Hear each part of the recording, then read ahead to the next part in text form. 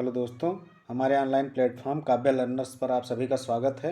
जैसा कि आपको पता है कि आज दीपावली का शुभ अवसर है, तो इस शुभ अवसर पर आप सभी दर्शकों को, हमारे भाइयों बहनों को हार्दिक बधाई एवं शुभकामनाएं। समस्त देशवासियों को हमारी ओर से दीपावली पर्व की हार्दिक बधाई। और माँ लक्ष्मी और भगवान गणेश से यही प्रार्थना है कि आप सभी को धन धान्य से परिपूर्ण करें, आप सद्मार्ग पर चलें और सद्मार्ग पर चलते हुए अपने लक्ष्यों को प्राप्त करें। जो आपने अपना उद्देश्य बनाया है, जो आपने अपना लक्ष्य बनाया है, उस ओर आप सतत उन्मुख रहें और उस ओर उन्मुख होकर के अपनी तैयारी में निरंतर लगे रहें। जैसा कि आपको विदित है कि हम टीचर एजुकेशन की सीरीज चला रहे हैं असिस्टेंट प्रोफेसर एग्ज़ाम को लेकर के। तो असिस्टेंट प्रोफेसर एग्ज़ाम, चाहे वो शिक्षा शास्त्र से आप दे रहे हों, चाहे बीएड विषय का दे रहे हों, या फिर आप नेट की परीक्षा किसी भी विषय से दे रहे हों, या किसी भी विषय से आप असिस्टेंट प्रोफेसर की परीक्षा देंगे, तो वहाँ पे आपको टीचर एजुकेशन से क्वेश्चन ज़रूर मिलेगा। तो उस क्रम में हमने 4 वीडियो जिससे पहले बनाए हैं, पार्ट 1, 2, 3, 4 करके, और ये आज 5वां भाग है उसका। और टीचर एजुकेशन सीरीज का अभी तो फ़िलहाल ये अंतिम 5वां और अंतिम भाग है। तो इसमें पाँचों को मिला करके हमने लगभग 200 पॉइंट के आसपास डिस्कस कर लिए हैं आपसे। और किसी भी परीक्षा में, वो चाहे अभी कोई अगर देख रहा हो बिहार भर्ती परीक्षा जो जूनियर की आई है वो देने जा रहा हो, या फिर आगे आने वाली कोई भी शिक्षक की परीक्षा या सीटेट में शिक्षक पात्रता परीक्षा अगर आप दे रहे हो, मतलब कोई भी अगर आप टीचर बनने से रिलेटेड, वो चाहे लोअर एजुकेशन से हायर एजुकेशन तक की कोई भी परीक्षा अगर आप देने जा रहे हैं, तो इन 200 पॉइंटों में से कहीं ना कहीं आपको 2-4 क्वेश्चन जरूर मिल जाएंगे। और ख़ास करके असिस्टेंट प्रोफेसर एग्ज़ाम में शिक्षा शास्त्र और बीएड वालों के लिए तो ये रामबाण सीरीज है। तो आप आज देखने जा रहे हैं अंतिम भाग टीचर एजुकेशन का। उस अंतिम 5वें लेक्चर की ओर हम आपको लेकर चलते हैं। और पहला पॉइंट आज का हमारा है, पहला है, औसत रूप से 20 मिनट तक किए गए कक्षा व्यवहार निरीक्षण मैट्रिक्स में प्रायः 400 संख्यक आवृत्तियाँ होती हैं। यानी कि नंबर में 400 नंबर रिपीटेशन होता है, आवृत्तियाँ होती हैं, ठीक है। औसत रूप से 20 मिनट तक किए गए कक्षा व्यवहार निरीक्षण मैट्रिक्स में, यानी कि जब हम कोई डाटा तैयार करते हैं कि कक्षा में किस प्रकार से छात्रों का व्यवहार या शिक्षकों का व्यवहार, जब हम वहाँ कोई ऑब्जर्व कर रहा होता है, तो ऐसा बताया गया है कि औसतन रूप से 400 संख्यक आवृत्तियाँ जो है होती हैं। अगला है, अंतःक्रिया निरीक्षण प्रणाली मैट्रिक्स में प्रायः 20 प्रकार के कक्षा व्यवहार सम्मिलित होते हैं। यानी कि कितने टाइप्स के आप जो है क्लास बिहेवियर के बारे में, तो एक मैट्रिक्स बनाया गया, एक सूची बनाई गई, एक प्रणाली बनाई गई, उसमें 20 प्रकार के 20 टाइप्स ऑफ क्लासरूम बिहेवियर वहाँ पे बताए गए हैं। नेक्स्ट है अगला, अध्यापक शिक्षा पर जस्टिस वर्मा कमेटी का गठन अगस्त 2012 में किया गया। अध्यापक शिक्षा पे शोध करने के लिए जस्टिस वर्मा के नेतृत्व में कमेटी का गठन अगस्त 2012 में किया गया था। अगला पॉइंट है, पंडित सुंदर लाल शर्मा केंद्रीय व्यावसायिक शिक्षा संस्थान भोपाल में स्थित है। ये क्वेश्चन कई बार पूछा जा चुका है। और अभी जब जूनियर यूपी में जूनियर का एग्जाम हुआ था, उसमें भी ये क्वेश्चन पूछा गया था, पंडित सुंदर लाल शर्मा केंद्रीय व्यावसायिक शिक्षा संस्थान कहाँ है, तो ये भोपाल में स्थित है। अगला है, 5वां पॉइंट है, बीएड पाठ्यक्रम में न्यूनतम 16 सप्ताह का इंटर्नशिप की वकालत पूनम बत्रा कमेटी ने की थी। पूनम बत्रा के नेतृत्व में कमेटी गठित की गई थी कि बीएड पाठ्यक्रम पे इंटर्नशिप प्रोग्राम लगभग कितने दिन का चलाया जाए। तो उन्होंने बताया था कि न्यूनतम जो है 16 सप्ताह, यानी कि लगभग 3 माह का जो है, कम से कम 3 से 4 माह का इंटर्नशिप प्रोग्राम जो है बीएड पाठ्यक्रम में होना चाहिए। अगला है, दूरस्थ शिक्षा को बढ़ावा देने के लिए एजुसेट नामक उपग्रह का प्रक्षेपण 20 सितंबर 2004 को किया गया था। एक उपग्रह बनाया गया था दूरस्थ शिक्षा, डिस्टेंस लर्निंग को बढ़ावा देने के लिए, एजुसेट नाम का। तो उसका प्रक्षेपण जो है 20 सितंबर 2004 को किया गया था। अगला है, प्रोफेसर यशपाल की अध्यक्षता में गठित समिति के आधार पर एनसीएफ 2005 का गठन किया गया। प्रोफेसर यशपाल जो थे, उन्हीं के नेतृत्व में, उन्हीं की अध्यक्षता में एक कमेटी गठित की गई, और उसी कमेटी ने जो है नेशनल करिकुलम फ्रेमवर्क बनाया 2005 में, जो कि लागू किया गया राष्ट्रीय पाठ्यक्रम ठीक है। राष्ट्रीय पाठ्यक्रम अवसंरचना जो है वो 2005 में उसका गठन किया गया प्रोफेसर यशपाल की अध्यक्षता में। नेक्स्ट है, अगला पॉइंट है 8वां पॉइंट, वुड के घोषणा पत्र 1854 में सर्वप्रथम अध्यापक शिक्षा का व्यवस्थित प्रयास किए जाने की वकालत की गई थी। जो चार्ल्स वुड थे उन्होंने अपना घोषणा पत्र जारी किया था 1854 में कि शिक्षा में सुधार को लेकर के, तो उसी में सबसे पहली बार अध्यापक शिक्षा के बारे में वकालत की गई थी कि अध्यापक शिक्षा पे भी बल देना चाहिए, अध्यापकों को प्रशिक्षित किया जाना चाहिए पहले, तब उनके द्वारा शिक्षा जो है बालकों को दी जानी चाहिए। नेक्स्ट है, वर्ग 1 से 4 तक की अवस्था को निम्न प्राथमिक अवस्था कहते हैं। कहने का मतलब कक्षा 1 से 4 तक की जो व्यवस्था है, जो शिक्षा व्यवस्था है, उस इसको जो है निम्न प्राथमिक अवस्था के नाम से जाना जाता है। अगला है, बहुत ही इंपॉर्टेंट पॉइंट है, जस्टिस TSR सुब्रमण्यम कमेटी ने प्रत्येक राज्य में एक एक अध्यापक शिक्षा विश्वविद्यालय खोले जाने की वकालत की थी। ये सुप्रीम कोर्ट के न्यायाधीश थे TSR सुब्रमण्यम, और इनके अध्यक्षता में एक कमेटी गठित की गई थी जिसने बताया कि प्रत्येक राज्य में कम से कम एक एक विश्वविद्यालय जो है स्पेशली वो केवल अध्यापक शिक्षा के लिए खोले जाएं। अगला है 11वां पॉइंट है, NCERT की स्थापना 1961 में शिक्षा मंत्री KL श्रीमाली भारत सरकार द्वारा की गई। ये फैक्ट है, आपको ये इसको ध्यान रखना है कि NCERT की स्थापना 61 में की गई थी। उस समय शिक्षा मंत्री जो थे वो KL श्रीमाली, ये साउथ के थे, इनके नेतृत्व में की गई थी। अगला है, NCT रेगुलेशन 2014 भारत में 1 दिसंबर 2014 से लागू है। National council for teacher education regulation act 2014 में लागू हुआ 1 दिसंबर को। अगला है, स्कूली शिक्षकों के लिए पेशेवर आचार संहिता का विकास NCERT ने किया। ये सब आपके फैक्चुअल पॉइंट है, आपको ये ध्यान रखना है। अगला पॉइंट है 14वां पॉइंट, 14th पॉइंट है, जस्टिस वर्मा आयोग 2012 के सिफारिश के आधार पर 15-16 के अकादमिक सत्र के से देश में B.Ed पाठ्यक्रम की अवधि बढ़ाकर 2 वर्ष कर दी गई। यानी कि इससे पहले जो है 1 साल का B.Ed होता था, लेकिन जस्टिस वर्मा आयोग ने 2012 में एक उन्होंने अपना एक फीडबैक दिया था, अपना एक उन्होंने सिफारिश की थी कि B.Ed को जो है 2 साल, कम से कम 2 साल का होना चाहिए, तभी पूर्ण रूप से जो हमारे ट्रेनीज हैं, जो हम जिनको प्रशिक्षण दे रहे हैं, उनको सही तरीके से सिखाया जा सकता है कि कैसे आपको टीचिंग करनी है, कैसे। वैसे फ़िलहाल 2015 से पहले 2014 तक जो है वो 1 साल का ही B.Ed होता था, लेकिन 15-16 से जो है B.Ed 2 साल का कर दिया गया। नेक्स्ट है, NCT के पूर्वी क्षेत्रीय समिति का मुख्यालय भुवनेश्वर उड़ीसा में स्थित है। उड़ीसा के भुवनेश्वर में NCT का ईस्टर्न रीजन का जो मुख्यालय है वो भुवनेश्वर में है। नेक्स्ट है, अगला पॉइंट है, शिक्षण अधिगम की प्रोजेक्ट विधि किलपैट्रिक ने दी थी। तो जो टीचिंग लर्निंग की प्रोजेक्ट मेथड है और सबसे अच्छा मेथड है, ये समझिए, प्रोजेक्ट विधि जो है वो सबसे अधिक प्रयोग में लाई जाने वाली विधि है, और इसको जो है किलपैट्रिक ने दिया था। वर्तमान समय में व्यावसायिक शिक्षा लाभप्रद है। आज का समय जो चल रहा है, आप क्योंकि रोजगार परक शिक्षा की ओर सब लोग ध्यान दे रहे हैं, और आप ये देख लीजिए कि अब जैसे आप शिक्षक बन जाएंगे, नौकरी पा जाएंगे, तो शिक्षक को शिक्षण कार्य करना भी एक तरीके का रोजगार ही हो गया है, ठीक है, वो भी एक व्यवसाय है। आज देख रहे हैं प्राइवेट में शिक्षा का प्राइवेटाइजेशन हो गया है, बड़े बड़े विद्यालय, महाविद्यालय, कॉन्वेंट स्कूल खोले जा रहे हैं, तो उनके पीछे क्या है, उनके पीछे धन लाभ की योजना है, ठीक है, क्योंकि वहाँ से अधिक धन अर्जन कर सके आदमी। तो शिक्षा का पूर्ण रूप से व्यवसायीकरण हो गया है, और शिक्षा भी अगर व्यवसायिक रूप से यानी कि स्किलफुल एजुकेशन दिया जाए तो वही बच्चों के लिए कारगर है, लाभप्रद है।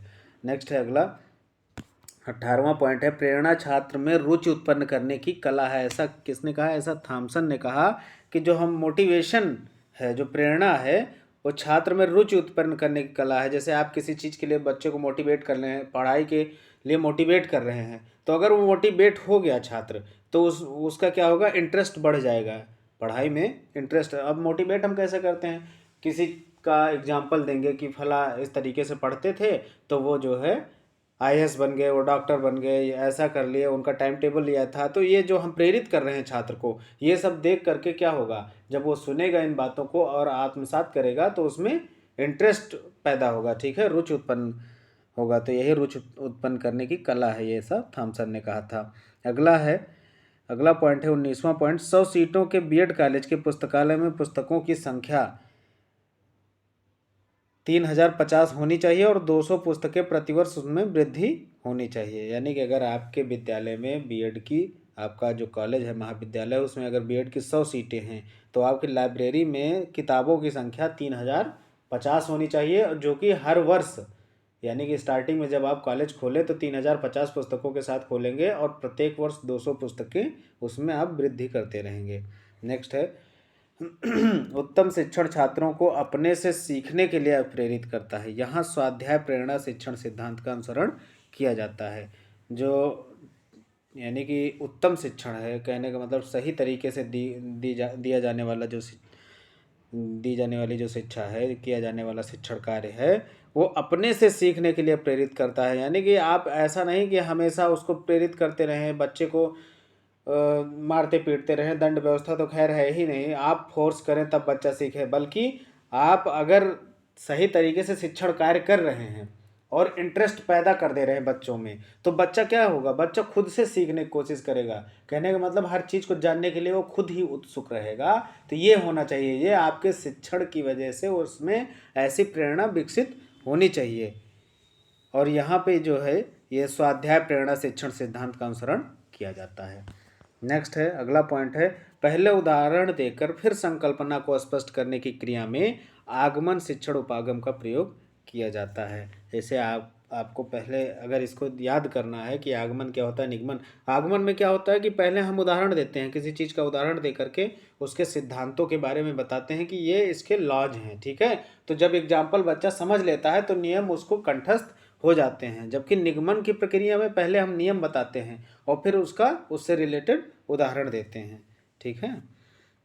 अगला है 22वां पॉइंट है, पहले संबंधित उदाहरण प्रस्तुत करने के बाद मूल संकल्पना को प्रस्तुत करते समय स्थूल से सूक्ष्म की ओर शिक्षण सूत्र का प्रयोग किया जाता है। यानी कि अगर हम आगमन विधि का प्रयोग कर रहे हैं तो क्या किया हमने, स्थूल यानी कि पहले ब्रॉड में चीज़ें बताई, पहले एग्जाम्पल बताया कि जैसे मान लो हमें गुप्त ऊष्मा के बारे में बताना है, तो हम पहले उदाहरण क्या देंगे कि हम पहले एक पात्र लेंगे, चाहे वो फ्राई पैन है या कोई भी एक बर्तन है, बर्तन लेंगे, उसमें पानी डालेंगे, ठीक है। फिर गैस जलाएंगे, फिर उस पानी को गर्म करेंगे और ढक देंगे किसी प्लेट से।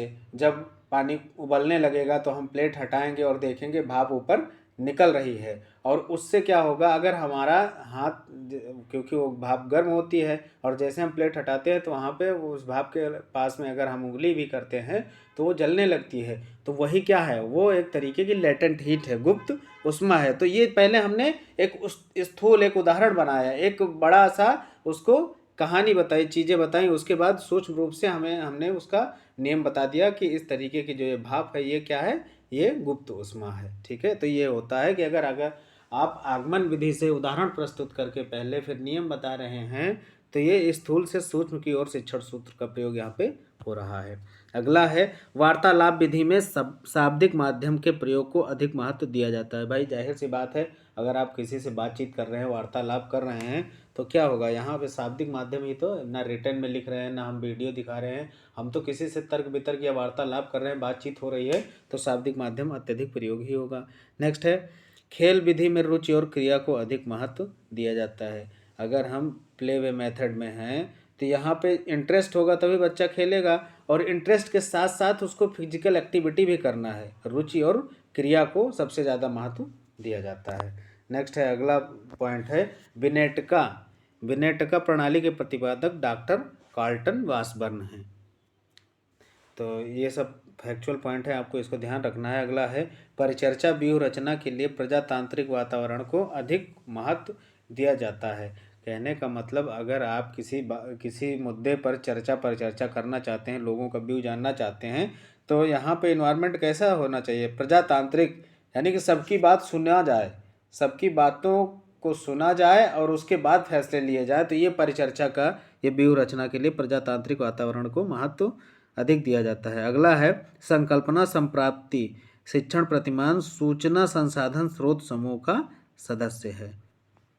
नेक्स्ट है 28वां पॉइंट, सामूहिक अन्वेषण शिक्षण प्रतिमान के प्रतिपादक हर्बर्ट थेलन थे। यानी कि जो ग्रुप किसी चीज़ के लिए जो कहने का मतलब, अगर हम एक ग्रुप बना दें और किसी चीज़ में शोध करना है या किसी चीज़ की खोज करनी है और उसका एक सामूहिक अन्वेषण शिक्षण प्रतिमान, एक मॉडल हमने तैयार कर दिया कि 10 लोगों का एक ग्रुप होगा जो इस विषय पे खोज करके और उसका अनुसंधान करेगा। तो ये क्या है, इसका प्रतिपादन जो है हर्बर्ट थेलन ने किया था। नेक्स्ट है, कक्षा सम्मेलन शिक्षण प्रतिमान को विकसित करने का श्रेय विद्वान विलियम ग्लेसर को जाता है। ये सारे फैक्ट हैं, आपको इसको याद रखना है। अगला है, पिट्सबर्ग अध्यापक शिक्षा प्रतिमान के साथ विद्वान साउथवर्थ का नाम जुड़ा है। जो Pittsburgh model of teacher education है, इसके साथ साउथवर्थ एक वैज्ञानिक थे, एक विद्वान थे, एक साइंटिस्ट थे, इनका नाम जुड़ा हुआ, एक दार्शनिक थे। नेक्स्ट है, सेमेस्टर अध्यापक शिक्षा प्रतिमान भारतीय अध्यापक शिक्षा प्रतिमान है। यानी कि जो हम देखते हैं सेमेस्टर प्रणाली लागू है टीचर एजुकेशन में, ये मॉडल जो है ये इंडियन टीचर एजुकेशन मॉडल है। भारत में इस तरीके की व्यवस्था पहले लागू की गई। नेक्स्ट है, शिक्षण एक कौशल है। जाहिर सी बात है, एक स्किल है टीचिंग करना। बहुत ज्ञानी व्यक्ति हो, लेकिन अगर उसने कभी टीचिंग ना की हो और उसको ब्लैक बोर्ड पे खड़ा कर दिया जाए, सामने 10 20 50 100 जो भी बच्चे बैठे हों और उनको कह दिया जाए कि इस बात को आपको बताना है, तो बिल्कुल नहीं बता पाएगा। उसको ज्ञान होते हुए उस बातों को वो बोल नहीं पाएगा, क्योंकि उसके पास टीचिंग की स्किल नहीं है। तो ये एक कौशल है।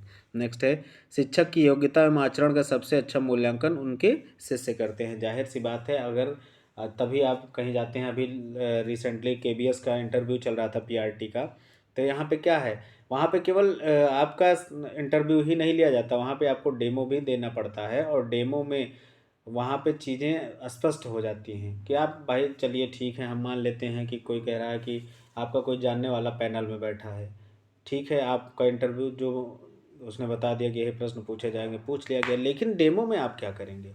डेमो में तो जब आपके पास स्किल है तभी आप बच्चों को, और सबसे सही अगर मूल्यांकन किसी शिक्षक का करना है तो आप बच्चों से फीडबैक लीजिए। बच्चों से अच्छा मूल्यांकन शिक्षक का और कोई नहीं कर सकता है। ठीक है।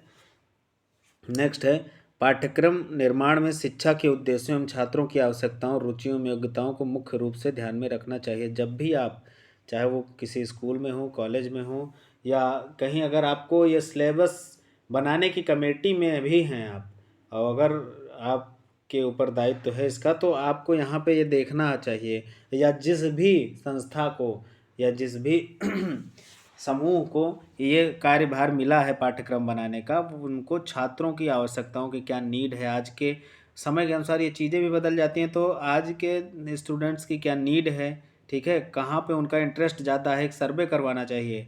और उनकी योग्यताएं क्या है, कैपेबिलिटी क्या है, उनका माइंड कितना डेवलप्ड है, इस हिसाब से पाठ्यक्रम का निर्माण करना चाहिए। अभी पता चला कि आप जो है 4th या 5th में पढ़ने वाले बच्चे को 10th का सिलेबस दे देंगे तो पढ़ पाएगा, क्योंकि उसके पास एबिलिटी ही नहीं है, योग्यता ही नहीं है।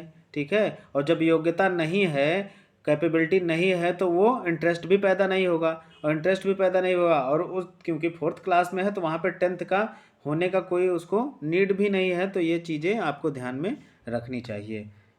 भारी भरकम सिलेबस नहीं बनाना चाहिए, बच्चों की योग्यता क्षमता के अनुसार ही सिलेबस का निर्माण होना चाहिए। नेक्स्ट अगला पॉइंट है, अध्यापक मुख्य रूप से समाज तथा छात्रों के प्रति जवाबदेह होता है। बिल्कुल सही बात है कि अगर आप एक अच्छे शिक्षक की भूमिका में हैं तो आपको, क्योंकि विद्यालय क्या है, एक परिवार है, एक समाज है। समाज का निर्माण विद्यालय से शुरू होता है। बच्चा जो है सामाजिक गतिविधियों में कहाँ आता है, विद्यालय में ही दोस्त बनाना, ठीक है, टीचर का सम्मान करना। वैसे तो परिवार भी एक समाज है, लेकिन परिवार एकल समाज है, वहाँ से एक यूनिट है, वहाँ से निकल करके वो जब बच्चा विद्यालय में जाता है तो एक सामाजिक व्यवस्था में चला जाता है। और अध्यापक जो है वो समाज तथा छात्रों के प्रति जवाबदेह होता है। जाहिर सी बात है, अगर आप कोई भी आचरण, ऐसा कोई निगेटिव आचरण, नकारात्मक आचरण प्रस्तुत कर रहे हैं, तो वो आपके लिए वो सामाजिक विद्वेष भी फैलाने का काम होगा। ठीक है। और छात्रों में भी आपके प्रति असंतोष व्याप्त हो जाएगा। तो आप जो है जो कार्य करें, अगर आप एक अच्छे शिक्षक हैं तो आपको बहुत ही शालीन, विनम्र, और अपनी जो भी आप कार्य प्रणाली है उसको समाज हित और छात्र हित में रखकर ही करें तो ज़्यादा वो बेहतर होता है किसी भी शिक्षक के लिए। नेक्स्ट है बहुत इंपॉर्टेंट पॉइंट है। भारत में शिक्षित बेरोजगारी का प्रमुख कारण उद्देश्यहीन शिक्षा है। और एकदम ये बहुत ही ज्वलंत मुद्दा है, ये ज्वलंत पॉइंट है।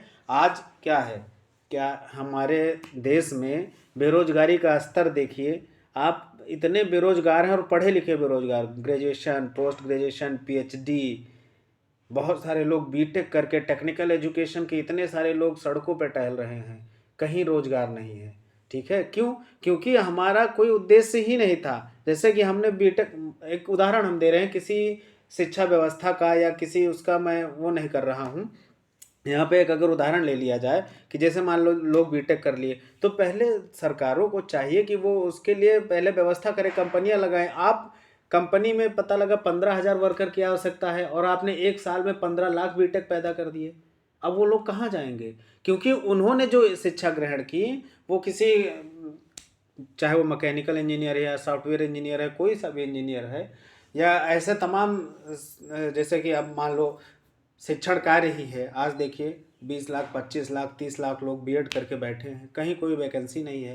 यानी कि आपके पास जब उन चीज़ों में अवसर नहीं है, तो जब पहले अवसर बनाइए, उसके बाद उन अवसरों को प्राप्त करने के लिए जो ट्रेनीज हैं उनको ट्रेनिंग करवाइए, या उनका उद्देश्य उस तरीके का होना चाहिए। और अगर उद्देश्यहीन शिक्षा है कि चलो कुछ नहीं कर रहे हैं, बीएड कर लिए, ठीक है, चल रहा है, तो ऐसा जो है, यही भारत में शिक्षित बेरोजगारी का प्रमुख कारण है। आजकल जो है आप देख रहे हैं कि पढ़े लिखे लोग सड़कों पे इधर उधर टहल रहे हैं, और इसीलिए तमाम तरीके के आजकल गंदे आचरण भी हो रहे हैं, समाज में कुरीतियाँ व्याप्त हो रही हैं। लोग का डाइवर्जन उनके माइंड में, जब वो कुछ कर नहीं पाते, फ्रस्ट्रेट हो जाते हैं, बहुत सारे लोग आत्महत्या कर ले रहे हैं, बहुत सारी चीज़ें कर रहे हैं। फिलहाल ये चीज़ें नहीं होनी चाहिए और लोगों में पेशेंस होना चाहिए, उनको ये चीज़ें करनी ही नहीं चाहिए। और कहने का मतलब, उनको पेशेंस रखना चाहिए, इंतज़ार करना चाहिए, और अपनी शिक्षा को एक उद्देश्य अपना, वो हम तो ये कहते हैं कि जब कभी भी जो है देर नहीं होती किसी चीज़ में। आप उस चीज़ को, जब आपको पता चले कि अगर हमें इसमें अवसर नहीं है, तो वहाँ से आप अपना ट्रैक चेंज कर लीजिए, और ट्रैक चेंज करके वहाँ पे एक उद्देश्य निर्धारित करिए अपने लिए कि हमें ये प्राप्त करना है, और उसके लिए लग जाइए। मात्र 1 साल में आप वहाँ पे पहुँच सकते हैं। तो इसके लिए आपको कड़ी मेहनत करनी पड़ेगी और अपना एक उद्देश्य निर्धारित करना पड़ेगा। उद्देश्यहीन जो चीज़ें हैं भारत में, शिक्षित बेरोजगारी का प्रमुख कारण है उद्देश्यहीन शिक्षा। हम कुछ भी पढ़ने लगते हैं और उससे पहले हम ये डिसाइड नहीं करते कि हमें इसको क्यों करना है। नेक्स्ट है, अगला पॉइंट है, किसी भी विषय वस्तु को छात्रों को सरलता से सिखाने के लिए अध्यापक का सर्वप्रथम गुण प्रभावी अभिव्यक्ति होना चाहिए। कोई भी सब्जेक्ट आप छात्रों को पढ़ा रहे हैं या सिखा रहे हैं, और आप सोच रहे हैं कि आसानी से बच्चे सीख जाएं, तो उसके लिए पहली चीज़ तो सबसे जो प्रमुख गुण है आपके अंदर, वो होना चाहिए कि आप जो अभिव्यक्ति की प्रभाविता होनी चाहिए। यानी कि आप किसी भी बात को अपनी प्रभावी ढंग से छात्रों के सामने प्रस्तुत कर सकें। जो आप बोल रहे हैं उसको, उसका प्रस्तुतिकरण इतना अच्छा हो कि बच्चे उससे जो है आपकी ओर अट्रैक्ट हो जाए। तो सबसे पहला गुण आपकी प्रभावी अभिव्यक्ति होना चाहिए कि आपको उसको बोलने का, उसको प्रस्तुत करने का जो तरीका है वो बहुत अच्छा होना चाहिए, जिससे कि बच्चों में एक रुचि पैदा हो, एक आकर्षण पैदा हो आपके शिक्षण के प्रति। नेक्स्ट है, अगला पॉइंट और लास्ट पॉइंट है आज का, एक छात्र की दृष्टि से विद्यालय में छात्र संघ संगठन छात्रों में नेतृत्व की भावना बढ़ती है। यानी कि अगर एक छात्र की दृष्टि से देखा जाए, अगर हम एज ए स्टूडेंट देखें, तो चाहे वो कॉलेज है या विद्यालय में है, वहाँ पे जो स्टूडेंट यूनियन होता है, स्टूडेंट यूनियन का जो संगठन है, इससे क्या है, छात्रों में लीडरशिप क्वालिटी की भावना जो है वो विकसित होती है। यानी कि नेतृत्व क्षमता की भावना जो है वो विकसित होती है। ये आज के महत्वपूर्ण 38 पॉइंट थे आपके, और हमें आशा ही नहीं पूर्ण विश्वास है कि आपको इन पॉइंट्स में से कुछ ना कुछ ज़रूर मिलेगा। जो आपके 5 हमने लेक्चर टीचर एजुकेशन के आपको दिए हैं, इसमें से आप कम से कम 5 से 10 प्रश्न किसी भी परीक्षा में इन्हीं, और मैं तो ये कहता हूँ कि टीचर एजुकेशन के जितने भी प्रश्न आएंगे, इन्हीं सारे पॉइंट से कहीं ना कहीं अगर वो डिट्टो नहीं आते तो कहीं ना कहीं कोरिलेट कर रहे होंगे। तो आप अगर इसको सही ढंग से इन वीडियोज को देख लेते हैं तो टीचर एजुकेशन से आने वाले कोई भी प्रश्न आपके गलत नहीं होंगे। ये रहे आज के पॉइंट। मिलते हैं अगले वीडियो में, तब तक के लिए नमस्कार, धन्यवाद।